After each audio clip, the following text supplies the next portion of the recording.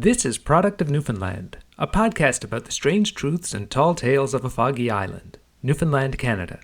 I'm Robert, and today I'm interested in the story of angry Newfoundlanders, fleeing prime ministers, and beat-up pianos.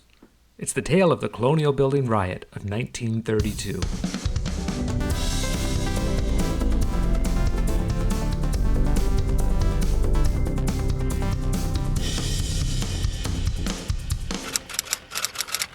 Following a turbulent day in which an infuriated mob of 10,000 persons besieged and wrecked the Newfoundland Legislative Building and completely demoralized the police and other civil forces, Sir Richard Squires, Prime Minister of Britain's oldest colony, was beaten and trampled on this evening until he promised to resign.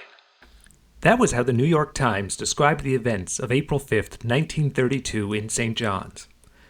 What was going on in Newfoundland that made people so angry enough to make headlines around the world? The early 1930s were a difficult time in Newfoundland, as they were in a lot of the world. The stock market had collapsed, unemployment was high, and the cod fishery was in trouble. People were frustrated and angry. Making things worse, by 1932, Newfoundland's Prime Minister Richard Squires and his Liberal government had lost the support of much of the nation. They were facing the persistent public accusations that they were corrupt. Squires' finance minister had resigned, claiming the prime minister and his cronies had received secret payments. An investigation was launched, but when no hidden payments were uncovered, the public thought they were being lied to, and they were mad enough to riot. On April 5th, 1932, a crowd gathered at the Majestic Theatre on Duckworth Street. They were intent on parading to the Colonial Building, where they would present a petition demanding a full and proper investigation into the corruption. When they set out, there were maybe 2,000 people, but as they worked their way to the Colonial Building, the crowd swelled.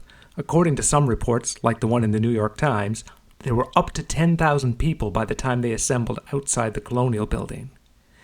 The organizers presented the petition, and instead of receiving a swift response, they were told to wait. Angry mobs don't like being told to wait. The doors to the Colonial Building were breached and the crowd spilled inside. Police attempted to subdue them, but only succeeded in agitating them further. According to reports, they were using their batons indiscriminately. In the April 6th edition of the Daily News, they wrote, "The police, evidently acting under orders, with overcoats off and batons drawn, charged the people, hitting right and left and doing much bodily injury." This only made the crowd angrier, and they began pelting the Colonial Building with rocks, sticks, and debris. Windows were smashed and the contents of the legislature were looted. Somehow a piano made its way into Bannerman Park, where it was destroyed. While this was unfolding, the Prime Minister, Richard Squires, was trapped inside. The crowd was determined that he answer to the charges. He must, they thought, be brought to justice. It was a dangerous situation. In an effort to subdue the crowds, the government asked for the help of the churches. Representatives of the city's clergy made appeals to the crowd, but the mob was not deterred. The assault on the Colonial Building continued. Squires knew he had to leave. He headed out surrounded by a dozen men. He was aiming for a waiting car, but the mob wasn't going to let it happen.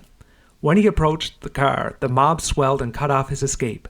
Squires had to change plans. He could no longer get back to the Colonial Building. Squires and his men did the only thing they could. They took to the streets. Squires and his entourage ran, followed by the mob, and with no immediate avenue for escape, Squires ducked into 66 Colonial Street, a private residence belonging to a Mrs. Connolly. Trapped inside the house, Squires had to make a new plan. It was decided the only way to safety was through stealth. Squires cut through the back, over a fence, through a house on Bannerman Street, and to a waiting taxi. He escaped safely. The rioters couldn't believe it. Literally. A delegation from the mob was led inside Mrs. Connolly's house to verify that she was not shielding Squires. Meanwhile, on the street, a light rain had begun to fall, and that seemed to dampen spirits. And with Squires no longer an available target, the rioters began to disperse. The police kept guard through the night, and by morning the extent of the damage was evident. The Colonial Building was ransacked. There was damage and looting on New Gower Street, and lots of liquor was stolen. Squires saw the writing on the wall, though. He resigned, triggering an election. His Liberal Party lost, winning only 2 of 28 seats. It was the last election held before Newfoundland relinquished self-government in 1934, effectively ending democracy until 1949, when Newfoundland joined Canada. Squires retired but remained vocal in his opposition of the Commission of Government. He died in 1940 at the age of 60.